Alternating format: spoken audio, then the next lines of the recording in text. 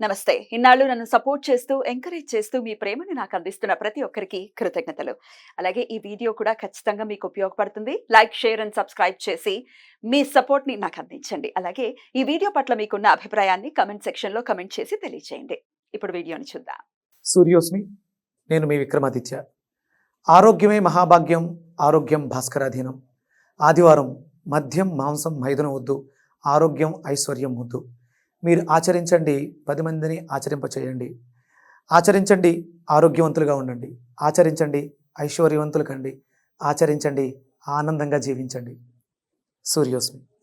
నమస్తే, welcome to our channel. నేను పద్మిని. ప్రస్తుతంతో పాటు ప్రముఖ ఆధ్యాత్మికవేత్త, సూర్య ఉపాసకులు, sun spiritual society founder Vikramaditya garu ఉన్నారు. మాట్లాడదాం సార్. నమస్తే సార్. సూర్యోస్మి తల్లి. సార్, తిరుపతి లడ్డు వ్యవహారం అందరికీ తెలిసినటువంటి విషయమే. మన రాష్ట్రం, మన దేశమే కాదు, యావత్ ప్రపంచం కూడా నిర్ఘాంతపోయినటువంటి పరిస్థితి ఉంది. అసలు స్వామివారికి వినియోగించినటువంటి ప్రసాదాల్లో వినియోగించినటువంటి ఆ నెయ్యి అది దేంతో వచ్చింది అనేది మనం వింటేనే ఎంత జుగుప్సాకరంగా ఉంది.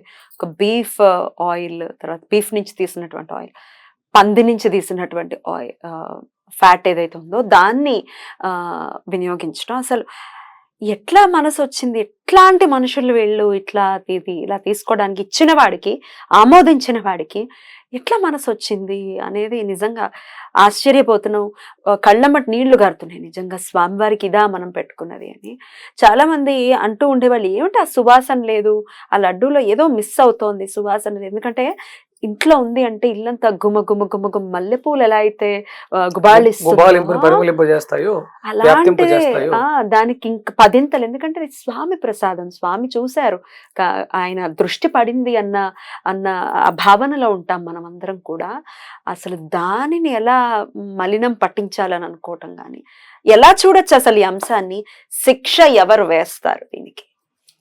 అంటే శిక్ష ఎవరో వస్తారు, ఎవరో వేస్తారు కాదమ్మా. ఇప్పుడు ఎవరైతే దీన్ని బాధ్యతగా పెట్టుకుని పరిగణలోకి తీసుకుని చూసారో వాళ్ళే అంటే ఇక్కడ మనకి ముందు మనం ప్రత్యేకంగా మాట్లాడుకోవాల్సింది హిందువులలో ఐక్యత లేకపోవడం, ఐకమత్యం లేకపోవడం. ఇంకొకటి నిర్లక్ష్యం.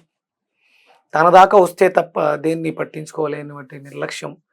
ఇది ప్రధానమైనటువంటి కారణం. అందుకనే చేసేవాళ్ళు చేసుకుంటూ, ఇప్పుడు చేసేవాడు ఎవడైనా బయటవాడా, భారతదేశానికి కానివాడు. పూర్వం ఎప్పుడో బ్రిటిషర్స్ ఉండేవాళ్ళు కాబట్టి వాళ్ళు మనకు తెలియకుండా ఏదో చేసేవారు. మన చేతుల్లోనే ఉంటుంది కదా. అక్కడ ఆ కిచెన్కి సంబంధించో లేకపోతే పర్చేసింగ్ డిపార్ట్మెంట్, ఇవన్నీ కూడా ఎవరున్నది అక్కడ?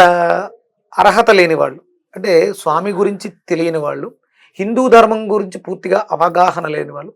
ప్రసాదం అంటే కొబ్బరి నూనె, కచ్చీపులో, కేకులో ఇవనుకునేవాళ్ళు. మొన్న ఎక్కడో చూశాను, మీరు హిందువులు ప్రసాదం తీసుకోకూడదు అని మా బైబిల్లో రాసుంది. కేకులు తీసుకోకూడదని మీ గ్రంథాల్లో రాసుంటే మానేయండి. ప్రసాదం తీసుకోవద్దని ఎవడో ఒకడు రాసినటువంటి, ఒక ప్రవక్త రాసినటువంటి బైబిల్ అది. దాంట్లో ఉంది కాబట్టి మేము తీసుకోమని తిను. మీ గ్రంథాలలో ఎక్కడైనా సరే కేకుల గురించి రాసుంటే అంటే మాట్లాడేవాడికి బుర్ర బుద్ధి ఉందా అసలు? రాసలేదంటే లేనట్టే. మీరు అసలు మీ ప్రస్తావనే లేదంటే అసలు లేదు కదా, మీ ఉనికే లేదు, ఏమీ లేదు. అంటే ఇలాంటి అజ్ఞానులు, జ్ఞానం లేని వాళ్ళు అక్కడ పని చేస్తున్నారు కాబట్టి ఇలాంటి కృత్యాలు జరగడంలో తప్పు మనది, మన నిర్లక్ష్యం. అంటే ఇప్పుడు ఎందుకు తెలిసిందంటే కొంత ఆధ్యాత్మిక చింతన పెరిగింది, తప్పులు తెలియజేయబడుతున్నాయి. మీరు సంఘటితం కండి. హిందూ ధర్మం ఎలా ఉండేది, హిందువులు ఎలా ఉండేవారు, మీలో ఐక్యత చెడిపోయింది, మీరందరూ సంఘటితం కండి అని భగవంతుడు తెలియచేస్తున్నాడు. మనకు అదృష్టం కొద్దీ ఇప్పుడు ఉన్నటువంటి నాయకులు, పాలకులు ఎవరైతే ఉన్నారో ఇలాంటివన్నిటిని గుర్తిస్తున్నారు. ఇప్పుడు బయట పడింది అసలు యాక్చువల్ గా. అసలు అంతకు ముందు ఇందాక నేను అన్నట్టుగా అటు సువాసన లేదు, ఎన్ని రోజులైనా ఉండేది, ఇంచుమించు 10-15 రోజులు ఫ్రెష్ గా ఉండేది లడ్డు ఇది వరకు రోజుల్లో. ఇప్పుడు 2-3 రోజులకి ఒకవేళ ఫ్రిడ్జ్ లో, ఆబ్వియస్ గా ఫ్రిడ్జ్ లో పెడుతున్నాం కదా, పెడితే రాళ్ళు, కంకర్ రాళ్ళు అయిపోయినట్టు అయిపోయి వాటిని తినలేము, పాడేయలేము, తినేయాలి. ఇన్ని రకాల ఇబ్బందులు. అసలు ఎట్లా సార్ శిక్ష ఖచ్చితంగా నేచర్ వేస్తుంది అని అనుకోవచ్చా పాలకుల విషయాన్ని? డెఫినెట్ గా ప్రకృతి శిక్షిస్తుంది అనడానికి ఎలాంటి సందేహం లేదు. కాకపోతే ఎప్పుడో ప్రకృతి వేస్తుంది, ఎవరో వచ్చి శిక్షిస్తారు అనుకునే కన్నా ఇప్పుడు మరి అంటే గవర్నమెంట్ పరిపాలనలో ఉంది Yeah, కాబట్టి ఆ, వాళ్ళు దీన్ని చూశారు కాబట్టి ఎవరైతే దీనికి కారకులు అయ్యారో ఆ నిర్లక్ష్యం, ప్రసాదమేగా హిందువులేగా పోతారులే అన్నట్టుగా చేసిన దానికి వాళ్ళకి శిక్ష పడాలి.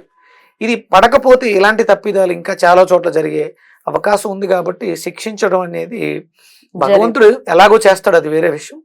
ఇప్పుడు ప్రభుత్వాలు చేయాల్సినటువంటి ఆవశ్యకత ఎంతైనా ఉంది. మన ధర్మాన్ని అంటే ధర్మానికి విఘాతం కలిగించినప్పుడు ఎవరైతే పాలకులు ఉన్నారో వాళ్ళు ఇమీడియట్ గా పవన్ కళ్యాణ్ గారు దీనికి ప్రక్షాళన ఇలాంటివన్నీ అంటే తను క్షమాపణ చెప్పుకుంటూ, అంటే భగవంతుడికి ఏమీ క్షమాపణ చెప్పాల్సిన అవసరం లేదు, ఆయన మనకు తెలియజేశాడు. మనలో కూడా దైవత్వం ఉంది కాబట్టి జరిగిన పొరపాటుకి కృతజ్ఞతగా ఒక 11 రోజులు దీక్షగా తీసుకోవడం, ఇది అందరి ఇళ్లలో కూడా ఈ దీక్షలు, ఈ 11 రోజులు ఉపవసించటం, స్వామి నామాన్ని గోవింద నామాన్ని గట్టిగా ప్రకటించడం ద్వారా తప్పు చెయ్యాలనుకునేవాడికి, ఇక్కడ ఉన్నది శత్రువు మనకి పరాయి దేశస్తుడు కాదు, మన దేశంలోనే మనతో పాటు పుట్టి వెస్ట్రన్ పోకడలని తెచ్చుకున్నటువంటి అడాప్ట్ చేసుకున్నటువంటి దౌర్భాగ్యులు వీళ్ళు, అజ్ఞానులు.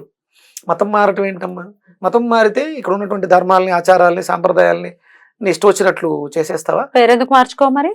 పేరు కూడా పేరు మార్చుకోవాలి, చాలా మార్చుకోవాలి, నువ్వు మార్చుకోవాల్సి వస్తుంది. సర్టిఫికెట్లు మార్చుకోవాలి, అవన్నీ అక్కర్లేదు, కావాల్సినవన్నీ మిగతావన్నీ కావాలి. ఇలా హిందువుల దగ్గరకు వస్తువులకి, హిందూ ధర్మానికి వస్తువులకు, దేవాలయాల దగ్గరకు వస్తువులకి, విగ్రహాల దగ్గరకు వస్తువులకి, ప్రసాదాల దగ్గరకు వస్తువులకి మీరు ఇంత దారుణంగా దుర్మార్గంగా ప్రవర్తిస్తున్నారు. ఇంకా నీచాతి నీచంగా కొంతమంది మాట్లాడే మాటలు చూస్తూ ఉంటే కమెంట్ సెక్షన్స్ లో పెడుతూ ఉంటారు. వరద మ్యాటర్ ని డీవియేట్ చేయడం కోసం ఒక కొత్త వంశాన్ని లేవనెత్తింది గవర్నమెంట్. వరదల్లో ఆయనే కదరా నాయన కూర్చుంది గొడుగేసుకుని మరి. అంటే ఇప్పుడు డివియేట్ ఎవరైపోతారమ్మా? ఇప్పుడు ఈయన తీసారు, లేవనెత్తారు, సాక్ష్యాధారాలు లేవా? ల్యాబ్ టెస్ట్లు రిపోర్ట్లు ఉన్నాయి కదా. ఇది యావత్ ప్రపంచంలో ఉన్నటువంటి హిందూ ధర్మాన్ని అనుసరించేటువంటి వాళ్ళ మనోభావాలకు సంబంధించింది. ఇక్కడ వరద అనేది ప్రకృతి వైపరీత్యం, ఇది ఇక్కడ ఒక మనిషి కొంతమంది కావాలని సంకల్పం అనుకునే 100% ఇది అనుకోకుండా జరిగింది కాదు. ఇప్పుడు అంతకు పూర్వం ఎవరో ఇస్తున్నాడు కంపెనీతో వాళ్ళు గీని మాట్లాడి పెట్టారు, దాన్ని క్యాన్సిల్ చేసి కొత్తగా నువ్వు పర్చేజ్ చేయాల్సిన అవసరం ఏంటి? అంటే ఇది కావాలని కుట్రపూరితంగా జరిగింది కాబట్టి ఆయన దాన్ని అనుకోకుండా ఇప్పుడే ఇప్పుడే ఈ అంశమే ఎందుకు లేవనెత్తాలి? అంశాలు ఇంకా చాలా ఉంటాయి కదా. ఆ విజయవాడ చుట్టుపక్కల ఎత్తుక్కోవచ్చు ఆయన దాన్ని డిబేట్ చేయడానికి, ఎందుకంటే ప్రమాదం అక్కడ జరిగింది కాబట్టి వాళ్ళని ఏమార్చడానికి. యావత్ ప్రపంచాన్ని ఎలర్ట్ చేయాల్సిన అవసరం ఏం లేదు కదా. ఇది భగవంతుడు జరుగుతున్నటువంటి అన్యాయం. ఇప్పుడు ఆయనకి ఎలాంటి కలంకం అంటదు. అది తిని కొంతమంది వేగాన్స్ ఉంటారు, అసలు నా 0 నాన్ వెజ్ తోటి పాలను కూడా వినియోగించని వాళ్ళు ఉంటారు. అలాంటి వాళ్ళు ఇబ్బంది పడుతున్నారు అని భావన భగవంతుడికి, ఆ దైవతత్వానికి, అది అంటే ఆయన ఒక విగ్రహం మూర్తి ఆయన ఏమి చూడడం అని కాదు, అది ఒక పవర్, డివైన్ ఎనర్జీ. అక్కడ ఉన్నారు స్వామి, కొలువు తీరి ఉన్నారు, అందులో ఎటువంటి సందేహం లేదు. విష్ణుమూర్తి అంటే వ్యాప్తికారకుడు, ప్రపంచం అంతా వ్యాప్తించి ఉన్నారు. మనం చేస్తున్నటువంటి దుర్మార్గాలు అకృత్యాలు చూస్తూ ఉన్నారు. సమయం వచ్చినప్పుడు తాట తీసేస్తారు, మామూలుగా కట్టి కుడిపేస్తారు. అందుకని ఈ భగవంతుణ్ణి ఏదో చేస్తున్నాం, లేకపోతే హిందూ ధర్మాన్ని ఏదో చేస్తున్నాం అనుకోవడం పొరపాటు. ఇది మనతో, మన మనసులతో, మన అభిమానాలతో, మన నమ్మకాలతో, మన భక్తితో ఆడుకుంటున్నారు. ఇలాంటి వాళ్ళకి మనం కఠినంగా బుద్ధి చెప్పాల్సిన అవసరం ఉంది. అయితే ఇదే అంశం మీద స్పందిస్తూ కొంతమంది అపోజిషన్ వాళ్ళు, మేము ప్రమాణం వేయటానికి సిద్ధం, మీరు ప్రమాణం చేయడానికి సిద్ధం అని. ఏమిటి ప్రమాణాలు? ఏమిటి అర్థం కానటువంటి అంశం. ఈ ప్రమాణాలను ఎలా చూడొచ్చు అనుకోవచ్చు సార్? మీరు రండి ప్రమాణం చేయండి, అది బైబిల్ మీదనో భగవద్గీతనో మీదనో మీరు చెప్పేది నిజమని ప్రమాణం చేయడానికి మేము సిద్ధమని అవతల వాళ్ళు మాట్లాడారు. అంటే ఇప్పుడు ఏదైనా ధర్మ గ్రంథాల్లో దాని గురించి మాట్లాడితే ఇది సైన్స్ లో ఉందా అంటారు కదా. ఇప్పుడు దాన్ని ఆ పదార్థాన్ని ల్యాబ్ కు పంపించారు కదా, ల్యాబ్ రిపోర్ట్ వచ్చింది కదా, ఇంకా ఇప్పుడు పొరపాటు జరిగింది కదా, కనిపిస్తుంది కదా, ఇది ప్రమాణం చేయాల్సిన అవసరం. ఎగ్జాక్ట్లీ. అసలు ఏమిటో అంటే డివియేట్ చేసేయడానికో లేకపోతే కవర్ చేసేసుకోవడానికో లేకపోతే ఇంకోటి జరుగుతుంది. ఇంకా ఏవో అంశాలు కవర్ చేసేయడం కోసం ఇంత పెద్ద ఇష్యూని తీసుకొచ్చింది గవర్నమెంట్ అని చెప్పి అసలు నిజంగా అంటే ఒకటి ఏంటంటే మిగతావన్నీ కూడా ప్రకృతి వైపరీత్యాలు, ఇంకా చాలా సమస్యలు ఉంటాయి, ప్రభుత్వానికి చాలా సమస్యలు ఉంటాయి. కానీ ఇది ధర్మానికి సంబంధించింది. ధర్మో రక్షతి రక్షితః. ఎవరైతే పాలకులు ఉన్నారో ముందు ఫస్ట్ దైవానికి సంబంధించినటువంటి యజ్ఞ యాగాద క్రతువులు చేసిన తర్వాతే రాజ్య పరిపాలన ఉంటుంది. ఇది పూర్వం జరిగేది. కష్టం ఏదైనా కష్టం వచ్చినప్పుడు ముందు ఫస్ట్ యజ్ఞము యాగము చేసి రాబోతున్నటువంటి దౌర్బల్యాలని ఎదుర్కొనేవారు. అంతే తప్ప అక్కడికి వెళ్ళిపోయి ఎదుర్కోవడం కాదు. యజ్ఞం చేస్తే వర్షం పడుతుంది, వర్షం పడితే పంటలు పండుతాయి, పంటలు పండితే దుర్భిక్షం నశిస్తుంది. ఇది ప్రతి పాలకుడు ముందు చెయ్యాలి. ముందు దైవాన్నే ఆశ్రయించాలి. ఎందుకంటే నాలో ఉన్నటువంటి మనిషి మానవత్వం దైవత్వంతో ఏకమైతేనే నేను మనిషి నుంచి కొంచెం పెద్దవాడిని, నా చుట్టూ ఉన్న వాళ్ళని పిల్లలుగా చూడగలుగుతాను, వాళ్ళని పరిపాలించగలుగుతాను. సామాన్య మానవుడుగా ఉంటే కాదు కదా. అందుకని ముందు ఫస్ట్ పట్టించుకోవాల్సింది 100% భగవంతుడు పర్ఫెక్ట్ గా తనకి ఎవరైతే విధేయుడై ఉంటారో వాళ్ళతో ఆ పనులు చేయించుకుంటారు. ఇప్పుడు అక్కడ ప్రక్షాళన జరుగుతుంది, ప్రోక్షణ జరుగుతుంది. అంటే ఈ 5 ఏళ్ళు ఆయన ఎంత క్షోభని అనుభవించుంటారు. అక్కడ సరైనటువంటి పాలన జరగక ఎంతో మంది భక్తులు క్షోభ ఇబ్బంది పెట్టింది. అక్కడ చాలా మంది ఇబ్బంది పడ్డారు. ఆ ఇబ్బందిని అలా చూస్తూ ఉండి ఇప్పుడు ఒక్కసారి ఆయన ఈ రకంగా వ్యక్తం చేసుకున్నారు కాబట్టి 100% శిక్ష అర్హులకి శిక్ష పడి తీరుతుంది, తీరాలి కూడా, తీరాలని మనస్ఫూర్తిగా కోరుకుంటున్నాం. ఇలాంటివి ఇక ముందు జరగకుండా ఉండాలంటే హిందువులలో ఐక్యత కావాలి. మనకెందుకు లేని నిర్లక్ష్యం పనికిరాదు. ఎవరో వస్తారు ఏదో చేస్తారు కదా, ప్రతి ఒక్కళ్ళు సంఘటితం కండి. ఈ పాప ప్రక్షాళనకి అంటే దేశము ధర్మము క్లిష్ట పరిస్థితుల్లో ఉన్నప్పుడు ఆ వెంకటేశ్వర స్వామి పఠించినటువంటి సూర్యనామాన్ని దుష్టులను దుర్మార్గులను చెండాడతాడని నమ్మకంతో చేయండి. జరగాలి అటువంటిదని మనస్ఫూర్తిగా కోరుకుంటూ కృతజ్ఞతలు. సూర్యస్మృతి.